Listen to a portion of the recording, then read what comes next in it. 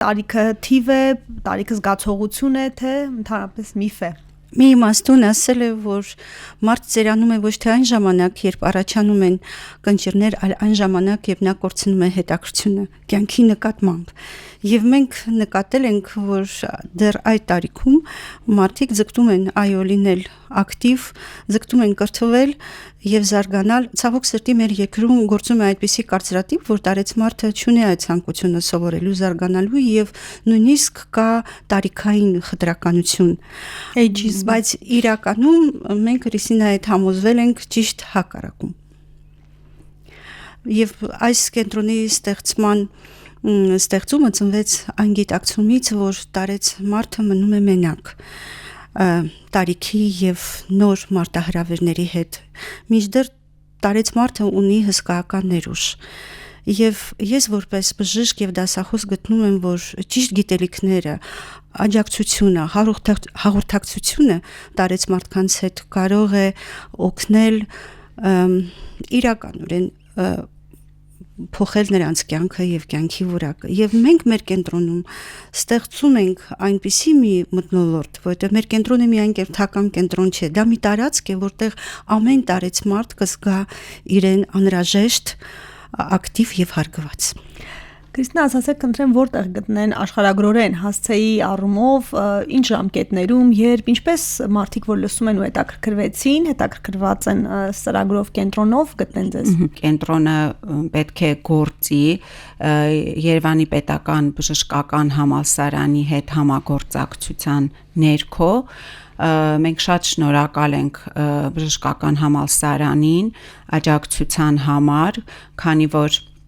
նրանք կենտրոնի համար դասախոսությունների համար նախ վայրը կապահովեն եւ շատ կարեւոր է, որ մեր շահառուները այցելեն հենց կրթական կենտրոն եւ այս ծրագիրը ասոցիացնենք հենց կրթության հետ եւ ինչպես նաեւ դասախոսները բժշկականի ներգրաված կլինեն բոլոր դասախոսությունների մեջ, թե առողջապահության թեմով դասախոսները եւ թե հոգեբանության կարդացվելու են բժշկական համալսարանի դասախոսների կողմից։ Եվ փաստորեն ստացվում է, որ վայրը կլինի հենց բժշկական համալսարանը, այն կոչվում է վարչական մասնաշենքում, բժշկական համալսարանը մի քանի մասնաշենքեր ունի, այնտեղի կունենա վարչական մասնաշենքում 5-րդ հարկում, մեր թռուցիկի մեջ ամբողջ ինֆորմացիան, ասեմ, գրված է։ Իսկ ինչպես կարող են կապվել ձեզ հետ սոցիալական ցանցերի միջոցով, հեռախոսը համար նշեք, ընտրեմ։ Այո, մենք կունենանք Facebook-յան եւ Instagram-յան։ Կարող են կապվել մեր Facebook-յան, Instagram-յան էջերի միջոցով։ Կարող են կապվել մեր Facebook-յան եւ Instagram-յան էջերին, ինչպես նաեւ կոնտակտները իմ հետ կարող են կապվել եւ ծրագրի համակարգողի հետ։ Հեռախոսահամարներն են 098 88 69 65 եւ երկրորդ հեռախոսահամարը 093 48 84 24։ Շնորհակալություն, հուսանք հարցերին գրանցել, բայց նաև հոդվածի մեջ կտեղադրենք, որպեսզի եթե հետաքրքրված են մարդիկ, եթե ուզում են սովորել անկախ տարիքից, անպայման կապվեն ձեզ հետ։ Տիկին Գոհար, մեր երկրում եւ ընդհանրապես ընդունված է տարիքի մասին հարցը չտալ, չգիտես թե ինչու, բայց քանի որ մեր տաղավարում հենց հաղորդումը դրան է միտված, մենք հարցնում ենք տարիքը։ Ձեր մոտեցումն եմ ուզում իմանալ, օրինակ եթե ես ձեր տարիքը հարցնեմ, դուք ինձ այն կասեք։ Օֆելիա, շնորհակալ եմ հրավերի համար, որ դուք ինձ համար ստեղծեցիք այդ հնարավորությունը բարձրաձայնել եւ հնչեցնել իմ մեծ հետաքրքրության մասին գերանտոլոգիայի նկատմամբ։ Սակայն եթե ցանկանում եք, որպեսզի մեր հարաբերությունները լինեն երկարատև,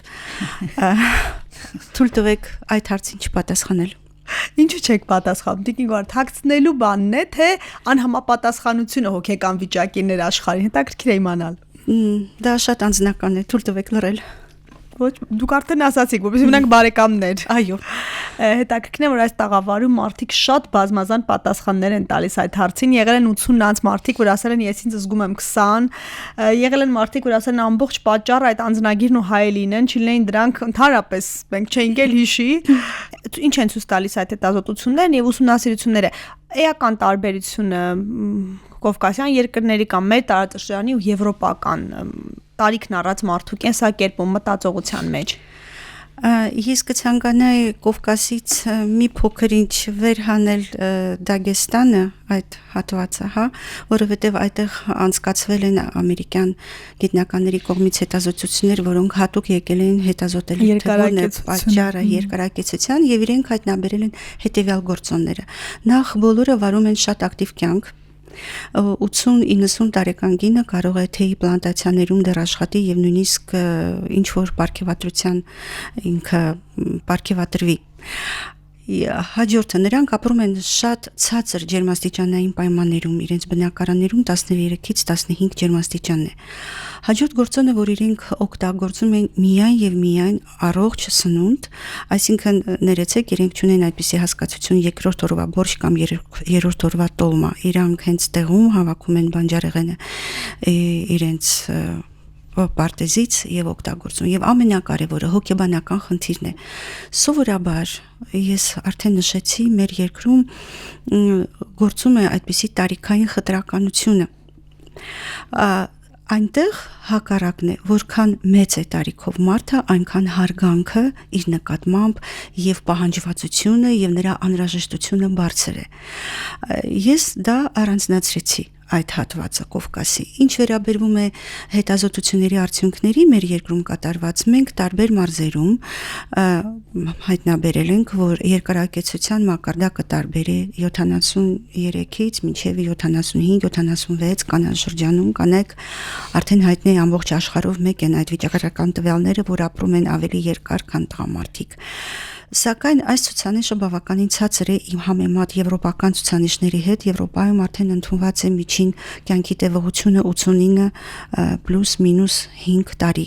այսօր մենք ետ ենք մնում եվրոպական ցուցանիշներից ցավոք սրտի Տիկին Գար դուք երիտասարդացման ինչ բանաձևեր եք կիրառում այն իմաստով որ ինչպես եք ձեզ պահում ժամանակակից ինչպես եք ուղեղի զարգացումը լեզու սովորելով կարդալով ինչ եղանակով եք դուք ինքներդ ինչ մեթոդներ եք կիրառում որ կարող եք մեզ էլ հուշել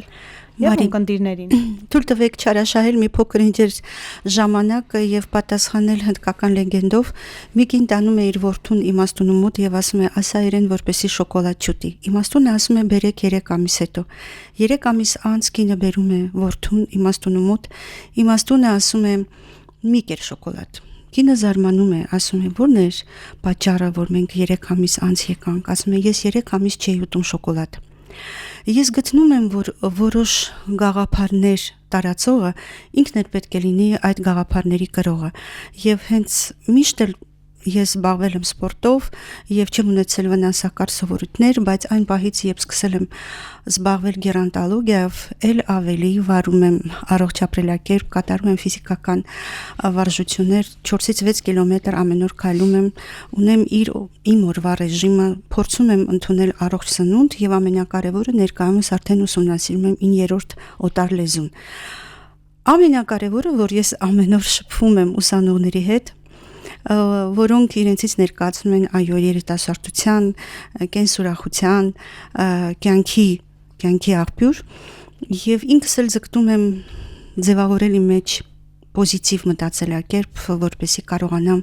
հաստատել հավասարակշռություն եւ ներդաշնակություն իմ հոգու մեջ։ Հրաշալի դուք թվարկեցիք այսպես սեղմ բոլոր այն ուղղությունները, որոնց մենք հաղորդաշրջանակներում անդադ անդրադարձել ենք նոր լեզուներին, առողջ ապրելակերպին, ֆիզիկական ակտիվության, այսինքն բոլորը խտացված դուք իրականացնում եք։ Այո, այդպես ամեն օր։ Երկար տարիներ ուսումնասիրել եմ գերանտոլոգիա, ներկայումս բժշկական համալսարանի, որքանով ինձ հայտնի է որևէ ամբիոնում չի դասավանդում գերանտոլոգիա որպես առանձին առարկա, սակայն շատ ամբիոններում ուսումնասիրում են ծերացման գործընթացները։ Ես ինքս իմ սեփական նախաձեռնությամբ 10 տարի առաջ սկսեցի ուսումնասիրել գերանտոլոգիան, կարդացել եմ բազմաթիվ գիտական հետազոտություններ, ինքս էլ հանրային առողջապահության ֆակուլտետի ուսանողների հետ անցկացրել եմ գիտական հետազոտություններ Հայաստանի տարբեր մարզերում, Լոռի, Սյունիքի, Արմավիրի եւ այլ մարզերում, եւ այդ հետազոտությունները նվիրված են եղել տարեց բնակչության կենսակերպի մակարդակի գնահատմանը։ Այդ հետազոտությունների արդյունքները տպագրվել են գիտական ամսագրերում եւ ինձ համար մեծ ուրախություն էր, երբ ես ծանոթացա Կրիստինայի հետ, որի հետ համագործակցությունը թույլ տվեց ինձ իմ շատ համեստ գիտական տեսական գիտելիքները գործնականորեն կիրառել, այո, այս կրթական կենտրոնի կրթական ծրագրի մշակման գործում։